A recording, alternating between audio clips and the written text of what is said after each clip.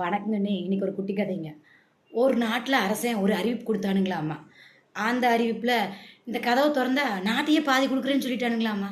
ஆனால் அது கூட சேர்ந்து அது திறக்கலைன்னா 2 கையையும் வெட்டி போடுவேன்னு சொல்லிட்டான் இல்லைங்களா. அதுக்கு பயந்துட்டு எவனும் வரலீங்க. அதுக்கப்புறம் பார்த்தீங்களா, ஒருத்தன் மட்டும் முன்னாடி வந்து அவனுக்கு நேரம் சரியில்லைன்னு நினைக்கிறேனுங்க. நான் திறக்கிறேன்னு பண்ணிட்டானுங்க. எல்லாரும் கை போயிரு எதுக்கு போய் திறக்கிறானு, கை தானே போக உசுரா போயிருன்ட்டு அவன் முன்னாடி வந்து திறந்துட்டானுங்க.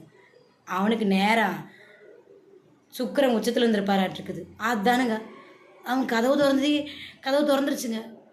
அது இல்லைங்க, அரசர் வந்து தாளே போடலிங்களாம்மா. ஆனால் யாரும் செய்யாத காரியத்தை அவன் போய் நம்பிக்கையோடு செஞ்சான் பார்த்தீங்களா, ஜெயிச்சிட்டான் இல்லைங்களா. அதுதானுங்க நம்பிக்கை. எல்லாத்துக்கும் தெரிஞ்ச கதை தானுங்க, முயல் ஆமைங்க கதை. நம்ம வேகமாக ஓடுவோன்னு சொல்லிட்டு போய் முயல் போய் தூங்கிருச்சு, ஆமை மெதுவாக தானே வருன்ட்டு. ஆனால் ஆமை கடைசியில் ஜெயிச்சது இல்லைங்களா. அதானுங்க, அதாங்க வாழ்க்கையோட நம்பிக்கை. சப்ஸ்கிரைப் கண்ணு.